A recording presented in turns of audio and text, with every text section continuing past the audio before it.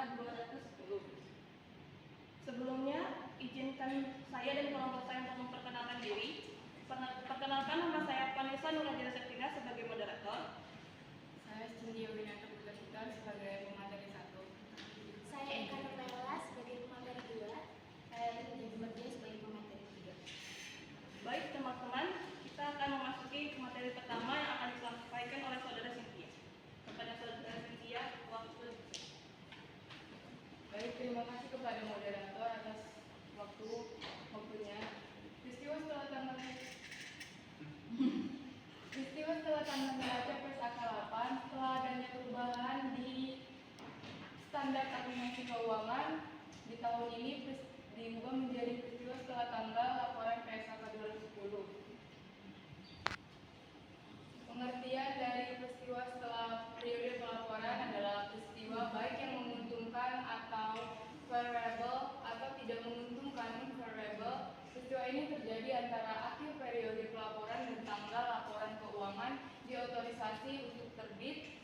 Dua jenis peristiwa dapat diidentifikasikan. Yang pertama, peristiwa yang memberikan bukti atas adanya kondisi pada akhir periode pelaporan atau peristiwa setelah periode pelaporan yang memerlukan penyesuaian. Dan yang kedua, peristiwa yang mengindikasikan timbulnya kondisi setelah periode pelaporan atau peristiwa setelah periode pelaporan yang tidak memerlukan penyesuaian. Lanjutannya yaitu tanggal laporan keuangan diotorisasi untuk terbit adalah tanggal ketika laporan keuangan sudah final, yang berarti tidak ada lagi koreksi atau penyesuaian. Untuk laporan keuangan auditan, tanggal ini adalah tanggal laporan auditor, sementara untuk laporan keuangan yang tidak diaudit, tanggal ini adalah tanggal ketika laporan keuangan selesai disusun oleh manajemen. Dan untuk materi selanjutnya yang saya jelaskan itu tujuan dari PSAK setelah periode pelaporan PSAK 210 ini yaitu menentukan waktu entitas menyesuaikan laporan keuangannya untuk peristiwa setelah periode pelaporan. Dan tujuan yang kedua, menentukan pengungkapan yang dibuat entitas tentang laporan keuangan diotorisasi untuk terbit dan peristiwa setelah periode pelaporan. Ruang lingkupnya yaitu diterapkan dalam akuntansi pengungkapan atas peristiwa setelah periode pelaporan tersebut. Sekian dan terima kasih, saya berikan kepada pemateri dulu. Selanjutnya, di sini adalah tabel perbedaan antara edit PSAK yang sebelumnya itu adalah PSAK 8. Kemudian sejak tanggal 1 Januari 2024 penomorannya berganti menjadi PSAK 210. Kemudian di sini bisa dibedakan. Jadi mohon maaf itu ada salah ketik. Di sebelah kiri itu adalah PSAK 8. Kemudian yang di sampingnya itu benar PSAK 210. Jadi peristiwa setelah periode pelaporan dan di PSAK 210 itu menjadi sub pembahasannya itu berganti nama menjadi peristiwa setelah tanggal neraca. Kemudian tanggal pelaporan keuangan diotorisasi untuk terbit itu untuk PSAK 8. Kemudian untuk PSAK 210 sendiri menjadi tanggal penyelesaian laporan keuangan. Kemudian di deklarasi dividen pada pemegang instrumen ekuitas untuk menjadi deklarasi dividen kepada pemegang saham. Selanjutnya, kemudian di sini ada contoh kasusnya. Untuk yang pertama, manajemen menyelesaikan laporan keuangan sebelum diaudit tanggal 17 Januari 2000X. Laporan tersebut diserahkan kepada auditor eksternal pada tanggal 20 Januari 2000X. Masih pada tahun yang sama, namun tanggalnya yang berbeda ya. Jadi untuk pelaporannya yang diserahkan di auditor eksternal itu tanggal 20 Januari. Proses audit dilaksanakan dari 20 Januari sampai dengan 20 Maret 2000X di tahun yang sama. Dalam periode audit tersebut, manajemen dan auditor membuat beberapa jurnal penyesuaian. Jadi ini adalah contoh kasus bagi yang memerlukan adjustment event. Kemudian Dalam periode audit tersebut, manajemen dan auditor membuat beberapa jurnal penyesuaian yang telah tercermin dalam laporan keuangan final. Laporan auditor bertanggal 20 Maret 2000X dan tanggal ini juga dipakai manajemen sebagai tanggal penyelesaian laporan keuangan. Laporan keuangan dibahas dalam RUPS pada tanggal 15 April 2000X pada tahun yang sama, dan RUPS membebaskan manajemen dari tanggung jawab kepengurusan untuk periode pelaporan keuangan pada tanggal tersebut. Pada tanggal 20 Mei 2000X, perusahaan menerbitkan laporan tahunan yang di dalamnya terdapat laporan keuangan yang sudah diaudit tersebut. Dalam contoh di atas, tanggal penyelesaian laporan keuangan adalah tanggal 20 Maret. Seluruh peristiwa sejak tanggal neraca sampai tanggal ini berpengaruh terhadap laporan keuangan dilaporkan dalam laporan keuangan. Selanjutnya, kasus kedua. Pada tanggal 28 Februari 2000 selanjutnya,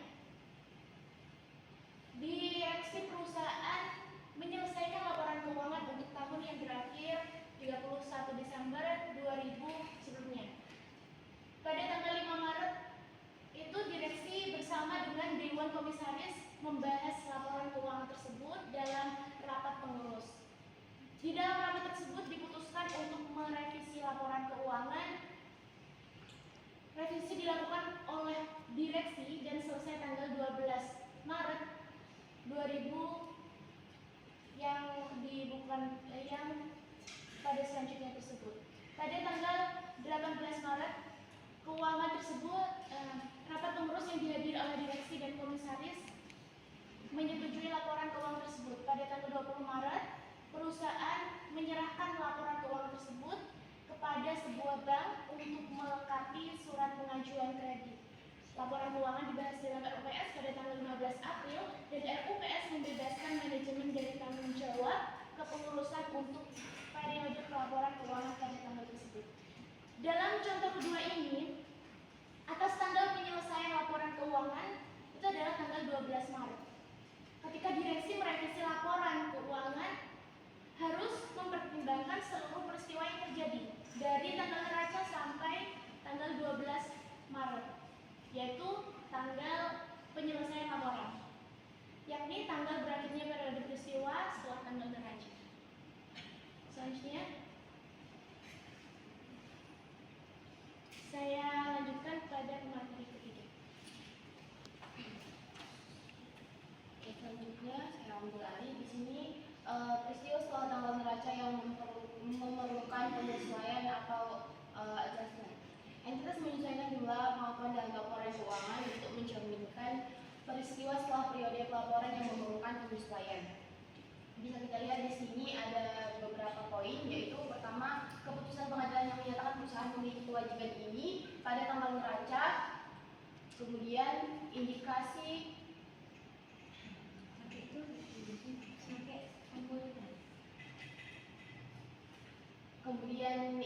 penurunan nilai suatu aset pada tanggal neraca atau penyesuaian jumlah rugi penurunan nilai yang telah diakui, misal pelanggan bangkrut atau harga jual persediaan. Kemudian selanjutnya adalah harga perolehan aset atau hasil penjualan aset, bagi laba atau bonus, dan yang terakhir adalah kecurangan atau kesalahan. Kemudian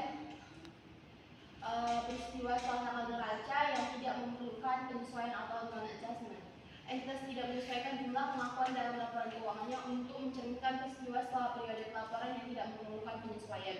Di mana di sini ada 5 poin. Yang pertama adalah penurunan nilai pasar suatu investasi setelah tanggal neraca, kemudian dilanjutkan penggabungan usaha yang signifikan setelah tanggal neraca, terus dilanjutkan dengan pengumuman penghentian operasi, kemudian pembelian dan pelepasan aset yang signifikan,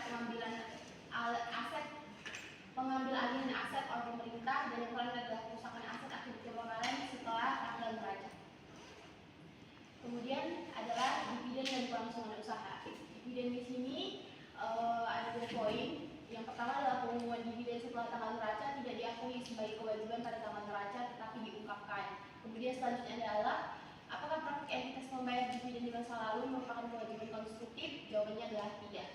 Kemudian mengenai kelangsungan usaha. Setelah tanggal neraca diperoleh dibuat bahwa perusahaan akan dikuidasi atau dihentikan usahanya jika manajemen pemohon tidak memiliki alternatif lain yang realistis kecuali melikuidasi perusahaan. Kemudian, perusahaan fundamental dasar akuntansi yang digunakan atau bukan perubahan pengukuran berdasarkan dasar akuntansi yang lama. Mungkin sekian dari saya, dilanjutkan saya kembalikan kepada moderator. Terakhir adalah beberapa isu. Pertama, penilaian persediaan setelah tanggal neraca. Di sini ada terdapat 2 poin, yaitu harga jual persediaan setelah tanggal neraca merupakan indikasi nilai realisasi neto pada tanggal neraca. Kemudian penyebab penurunan harga, membandingnya barang impor, meningkatnya persaingan dan munculnya produk baru. Kemudian yang kedua adalah insolvency debitor, di mana di sini umumnya merupakan adjusting event atau penyesuaian. Kemudian penyebab terjadi setelah tanggal neraca non adjusting event, tidak memiliki tulisannya. Kemudian saya kembalikan kepada moderator. Terima kasih kepada pemateri 1, 2, dan 3 yang telah memaparkan materi dari kelompok 1. Sebelum memasuki kesimpulan, kami membuka sesi tanya jawab kepada kelompok 5. Bagi kelompok 5, dipersilakan. Saya dari kelompok 5 izin bertanya, jika suatu perusahaan mengalami perubahan signifikan dalam kondisi ekonomi setelah tanggal pelaporan, atau misalnya krisis ekonomi atau perubahan signifikan atau perubahan regulasi, bagaimana seharusnya hal ini diungkapkan dalam laporan keuangan? Terima kasih. Nah, saya sebagai dari kelompok 5, yang ingin saya tanyakan singkat saja lah. Bisa jawaban jelas lagi nggak terkait semua operasi?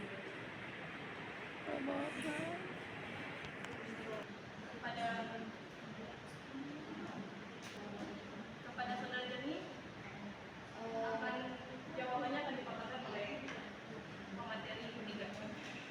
Mungkin pertanyaannya saya ulang. Tadi pertanyaannya itu adalah jika suatu perusahaan mengalami perubahan signifikan pada perubahan tanggal neraca, bagaimana hal ini dalam laporan keuangannya? Izin menjawab. Suatu perusahaan jika mengalami perubahan signifikan setelah tanggal neraca, tetapi sebelum laporan keuangan diterbitkan, hal ini harus dipertimbangkan dalam laporan keuangan sesuai dengan standar akuntansi yang berlaku. Misalnya PSAK di Indonesia atau IFRS secara internasional.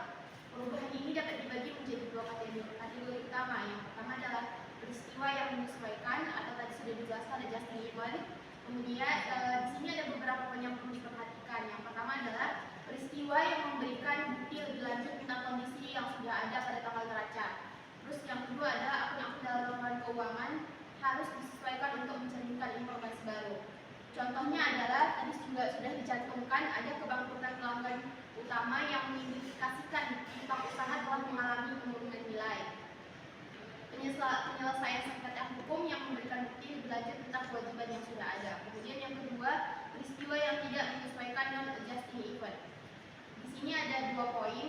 Yang pertama adalah peristiwa yang mencerminkan kondisi yang terjadi setelah tanggal neraca dan tidak memerlukan penyesuaian dalam laporan keuangan tetapi harus diungkapkan jika material. Sebagai contoh adalah bencana alam yang menyebabkan kerusakan aset setelah tanggal neraca. Mungkin sudah kami cantumkan juga ada tadi kebakaran yang terjadi pada aset. Kemudian akuisisi atau merger besar yang terjadi setelah tanggal neraca. Perubahan dari susunan perusahaan mungkin di sini mengenai akuisisi. Terus jika peristiwa setelah tanggal neraca sangat signifikan hingga mempengaruhi going concern perusahaan, laporan keuangan mungkin perlu disusun kembali atau dicantumkan peringatan dalam catatan atas laporan keuangan. Jadi untuk laporan keuangannya mungkin akan lebih dikonsumkan lagi untuk diperiksa kembali dan diberikan catatan khusus mengenai peristiwa-peristiwa yang terjadi sebelum laporan keuangan itu terbit. Apakah sudah kembalikan kepada moderator? Bagaimana saudara Jeni? Terima kasih. Baik, saudara Siva, pertanyaan Anda akan dijawab oleh pemateri pertama. Baik, terima kasih atas waktunya moderator. Di sini saya akan menjawab oleh pertanyaan yang kedua, yaitu sifat mengenai isu dari insolvency debitor. Yang kita ketahui insolvensi, pengertian dari insolvensi adalah kondisi keuangan di mana seseorang atau perusahaan tidak mampu membayar utang-utangnya saat jatuh tempo. Insolvensi bisa terjadi karena arus kas yang buruk atau utang yang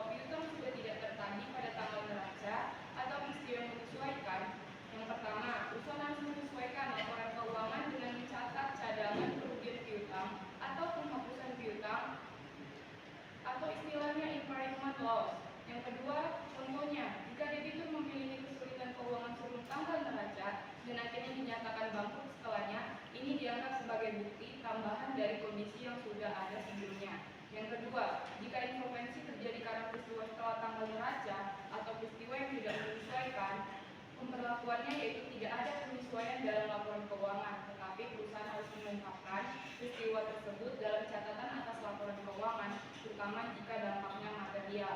Contohnya, jika debitur mengalami masalah keuangan mendadak, misalnya akibat bencana alam atau krisis ekonomi yang baru terjadi setelah tanggal neraca, ini dianggap sebagai peristiwa setelah tanggal neraca yang tidak perlu disesuaikan, tetapi perlu diungkapkan. Jika inflasi debitur berdampak besar terhadap kelangsungan usaha perusahaan atau going concern, perusahaan harus menilai kembali apakah laporan keuangan masih bisa disusun dengan asumsi kelangsungan usaha atau perlu disusun kembali dengan basis likuiditas. Sekian dan terima kasih. Saya kembalikan ke moderator. Bagaimana saudara semua?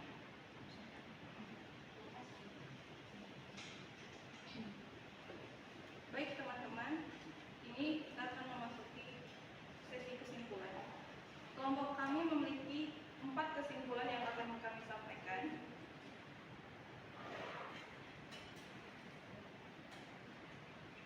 Kesimpulan pertama, yaitu peristiwa setelah periode pelaporan adalah peristiwa yang terjadi antara akhir periode pelaporan dan tanggal laporan keuangan biotosisasi untuk terbit. Kesimpulan kedua, peristiwa setelah periode pelaporan yang memerlukan penyesuaian adalah peristiwa yang memberikan bukti atas adanya kondisi akhir periode pelaporan. Kesimpulan ketiga, peristiwa setelah periode pelaporan yang tidak memerlukan penyesuaian adalah peristiwa yang mengindikasikan bukti atas adanya kondisi setelah periode pelaporan. Kesimpulan terakhir, tanggal laporan keuangan diotorisasi untuk terbit adalah tanggal laporan keuangan sudah final, yakni laporan keuangan diaudit, tanggal laporan auditor, dan laporan keuangan tidak diaudit, tanggal laporan keuangan setelah selesai disusun manajemen.